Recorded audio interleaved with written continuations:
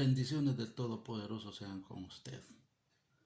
Qué bueno que siempre nos acompaña y está pendiente de este espacio en el que abrimos las Sagradas Escrituras para compartir el estudio de ella y el mensaje que tiene para fortalecer nuestras convicciones y nuestra esperanza en el Dios Todopoderoso. Para nosotros es agradable, lindo, satisfactorio, un privilegio que la familia de Nuevo Getsemaní esté pendiente de este espacio y por supuesto siempre abramos la Biblia para encontrar en ella la orientación necesaria. Hoy nos ocuparemos de estudiar el capítulo 7 del libro de Daniel. Aquí encontramos una historia que muy probablemente Daniel, igual que nosotros, se esté preguntando ¿qué va a suceder ahora? ¿Qué le espera al mundo en medio de estas circunstancias? La lección del capítulo 7, los relatos que ahí tenemos, nos hace retroceder un poquito en el tiempo, porque en la lección anterior estudiamos la muerte de Belsasar y cómo el imperio babilónico pues es desplazado por el imperio medo-persa.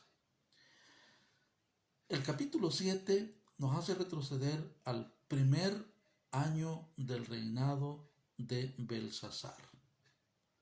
Muy probablemente Daniel se fue a su cama pensando en lo que ha acontecido. Recordemos que Belsasar llegó al reino en medio de una serie de conflictos políticos. En primer lugar, Belsasar está reinando, gobernando Babilonia junto con su padre. Y el padre de Belsasar ha llegado al gobierno en medio de una serie de asesinatos de los reyes anteriores. Por lo menos 3 reyes anteriores habían sido desplazados, algunos asesinados, y había una convulsión política en Babilonia después de la muerte de Nabucodonosor. Así que muy probablemente Daniel se va a la cama con ese pensamiento. ¿Qué va a suceder ahora con nosotros? Igual que usted y yo nos preguntamos, cuando estamos inmersos en situaciones conflictivas, políticas, económicas, pandémicas como lo que estamos viviendo en el mundo en estos momentos, la pregunta es, ¿y qué va a pasar con nosotros? Y algunos van más allá y se preguntan, ¿y dónde está Dios? Y Dios aquí le responde a usted, igual que le respondió a Daniel, ¿dónde está Él? Acompáñenos entonces pues a la consideración de el capítulo 7 del libro de Daniel, que nos habla de la visión de 4 imágenes espantosas, feas, la visión de 4 bestias. Permítame leer una síntesis del capítulo 7. Versículo 1. En el primer año de Belsasar, rey de Babilonia, tuvo Daniel un sueño y visiones de su cabeza mientras estaba en su lecho.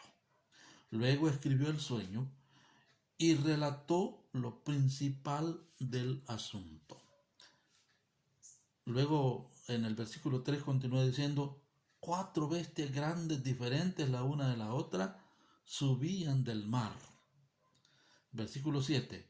Después de esto miraba yo en las visiones de la noche, y he aquí la 4ª bestia, espantosa y terrible, y en gran manera fuerte, la cual tenía unos dientes grandes de hierro, devoraba y desmenuzaba, y las obras hollaba con sus pies, y era muy diferente de todas las bestias que vi antes de ella, y tenía 10 cuernos. Pero ¿cuál ha sido la visión de las otras bestias? Bueno, en los versículos del 3 en adelante nos dice que había 4 bestias grandes, diferentes la una de la otra, que subían del mar. La primera era como león y tenía alas de águila. Yo estaba mirando hasta que sus alas fueron arrancadas y fue levantada del suelo y se puso en hiesta sobre los pies a manera de hombre, y le fue dado corazón de hombre. Y aquí otra segunda bestia, semejante a un oso, la cual se alzaba de un costado más que del otro, y tenía en su boca 3 costillas entre los dientes, y le fue dicho así: levántate, devora mucha carne. Después de esto miré, y aquí otra, semejante a un leopardo, con 4 alas de ave en sus espaldas. Tenía también esta bestia 4 cabezas, y le fue dado dominio.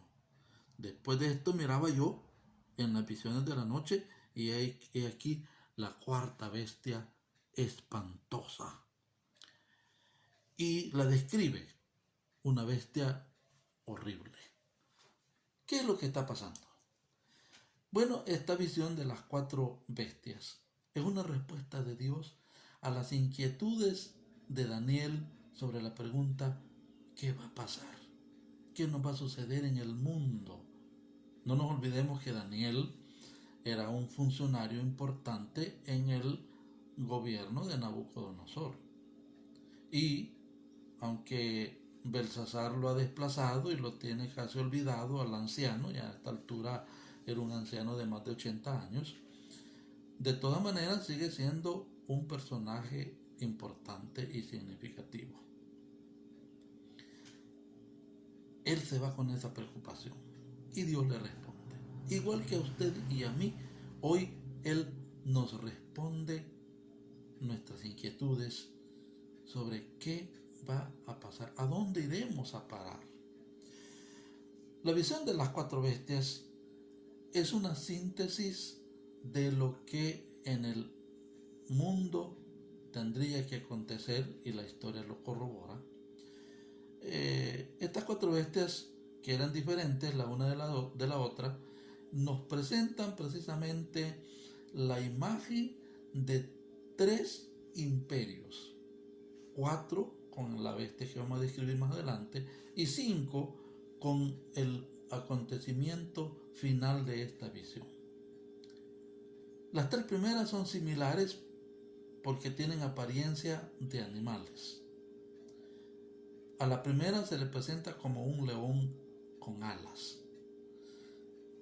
Es significativo que en la historia y también la arqueología nos ha testificado que los babilonios se representaban a sí mismos, representaban su gobierno como león con alas. Pero vea lo que dice aquí: a este león le fueron arrancadas las alas, lo levantaron del suelo, y luego le fue dado corazón de hombre.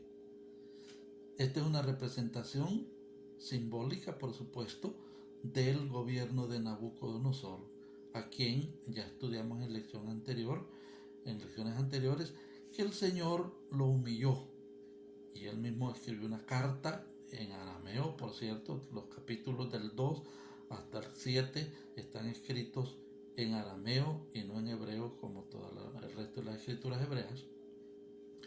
Y aquí entonces encontramos que esto representaba al imperio babilónico.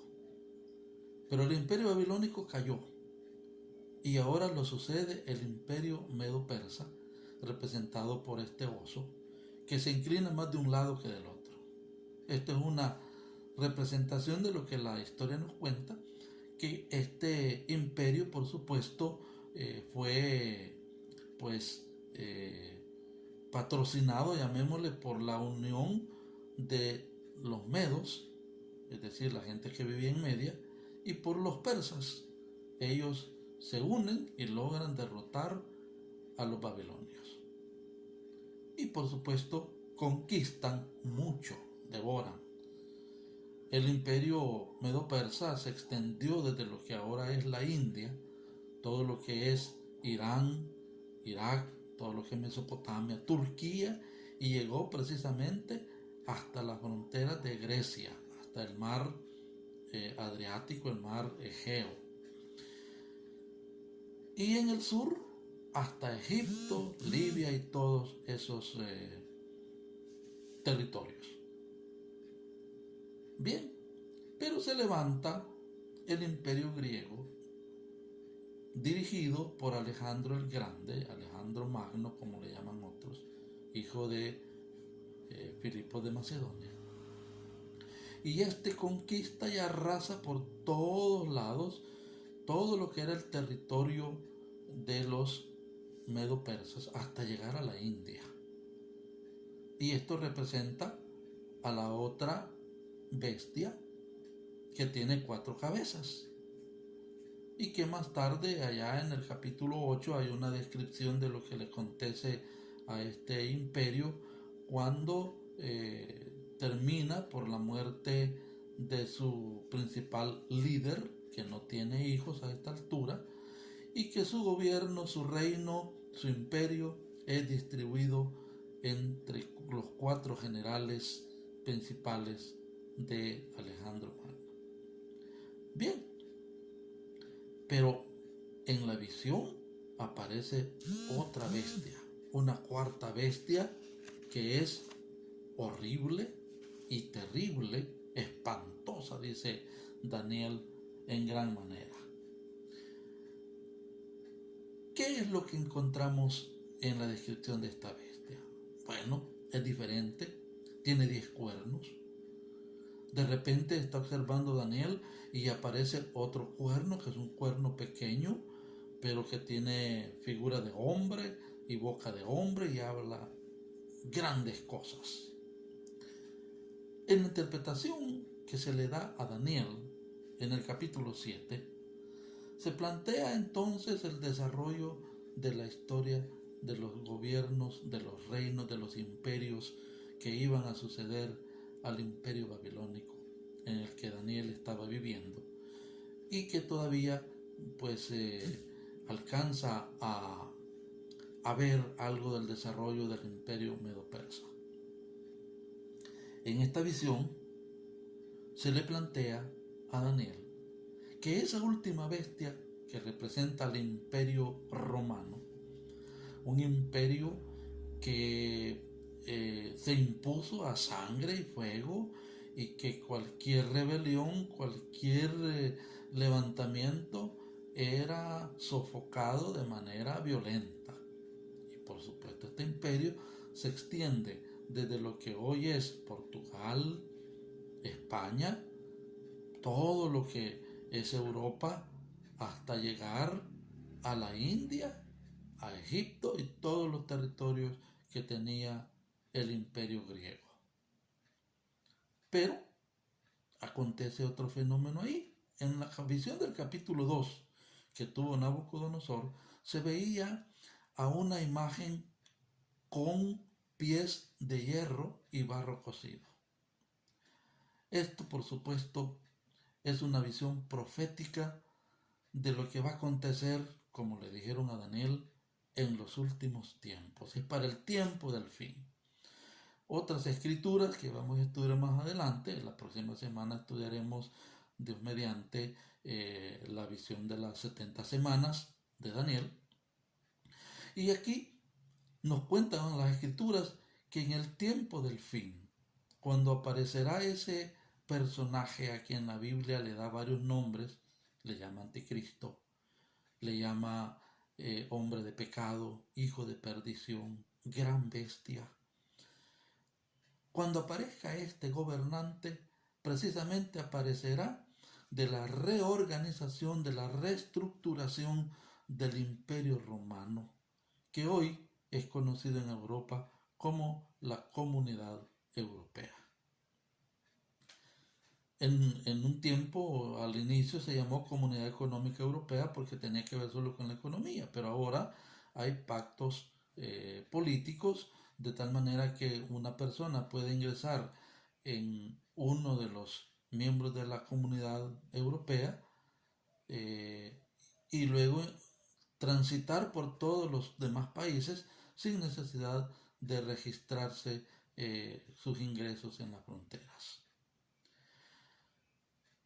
Este reino, el reino del Imperio Romano, será la base para la aparición del Anticristo. En la visión que Daniel tiene, este imperio se impone, le hace guerra a los santos, dice, y parece que los derrota. Pero aparece en la visión otra cosa significativa e importante. Un reino, en la siguiente visión del versículo 9 en adelante, se le pronuncia juicio a estos imperios anteriores, incluyendo el imperio del Anticristo, el imperio del cuerno pequeño. Y entonces aparecen tres imágenes significativas. La primera es un anciano de días, que está sentado en un trono de fuego, con ruedas de fuego, que tiene una vestidura significativa. Esto, por supuesto, es una representación simbólica de Dios, nuestro Padre, que a pesar de todo, de que se amotinen las gentes y los pueblos piensan cosas vanas, como dice el salmista en el Salmo 2, y que se levanten contra el rey y contra su ungido, Él está sentado en su trono y se ríe de ellos. El anciano de días es una parte de esta imagen. Pero la otra es el pueblo de Dios, los santos de Dios.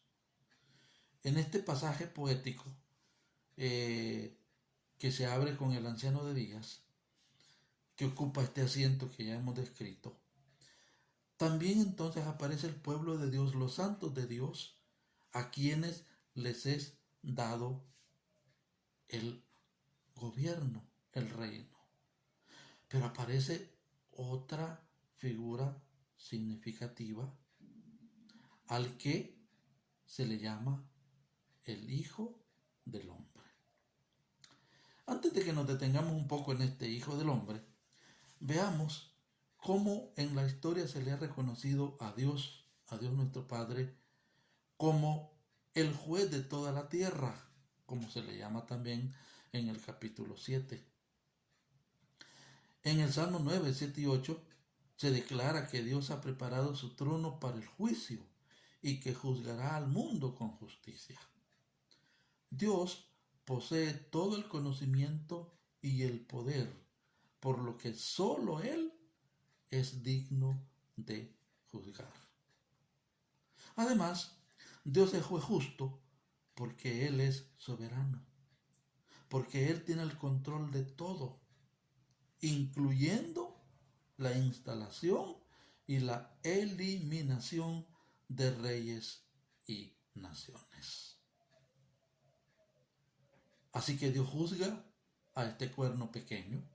Interviene, por supuesto, la mano del anciano de días, del juez, como se le llama también, y el gobierno, el reino, el imperio, será dado a los santos de Dios. Interesante. Pero la otra imagen es la imagen del uno semejante a hijo de hombre. ¿No le parece a usted significativo que el Señor Jesucristo en más de 80 ocasiones en el Nuevo Testamento, especialmente en los Evangelios, Él se llame a sí mismo el Hijo del Hombre? Así que este que tiene semejanza de Hijo de Hombre está identificado en el Nuevo Testamento como Jesucristo, el ungido de Dios, el Mesías. A este le he dado el imperio. Y este nos habla precisamente de lo que va a suceder después de que el Señor lleve a su iglesia. Aparecerá el anticristo, aparecerá el cuerno pequeño, haciéndole guerra a los santos y venciéndolos. Pero Dios, que tiene el control, los va a reservar, los va a conservar, los va a guardar. Luego, viene el Señor en las nubes, se lleva a su iglesia.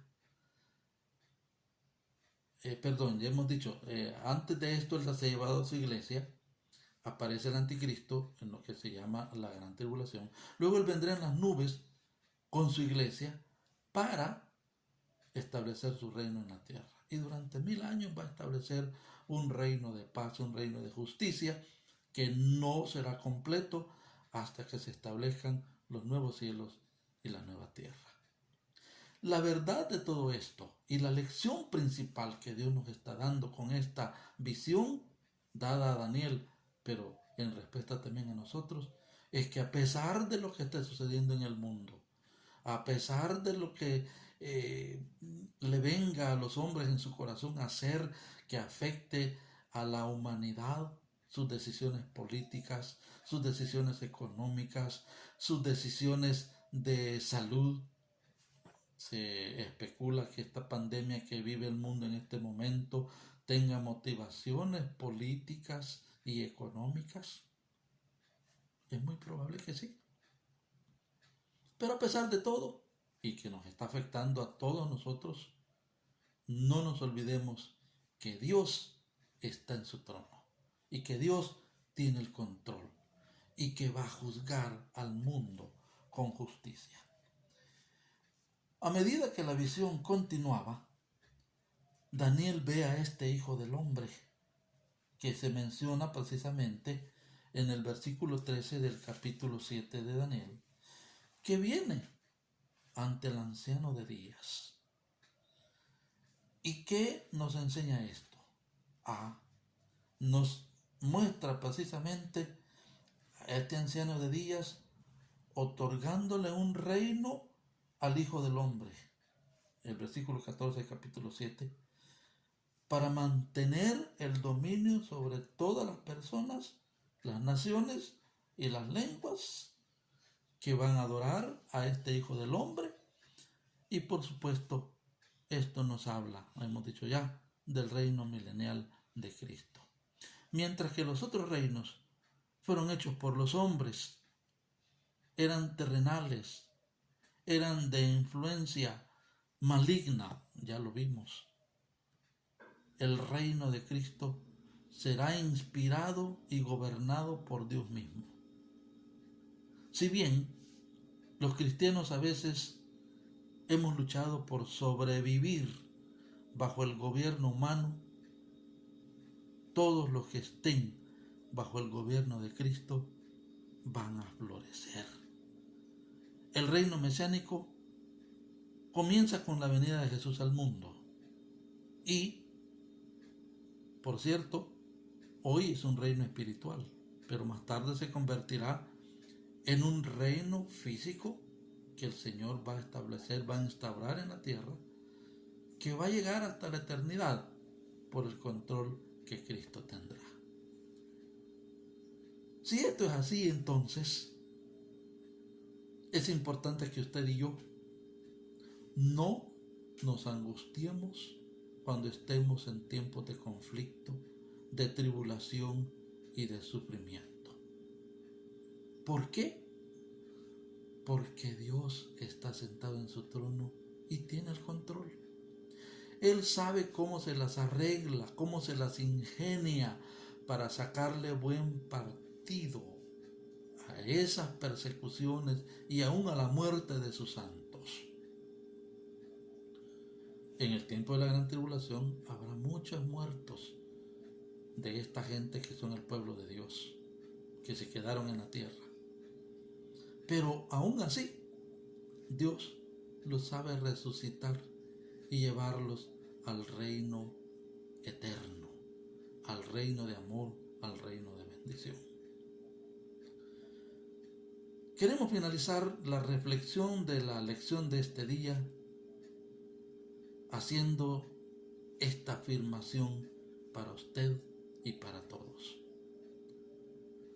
No importa cuán grande sea el sufrimiento, no importa cuán tormentosas y turbulentas sean las circunstancias que nos rodean, no importa cuál sea el problema tan grande que usted esté atravesando.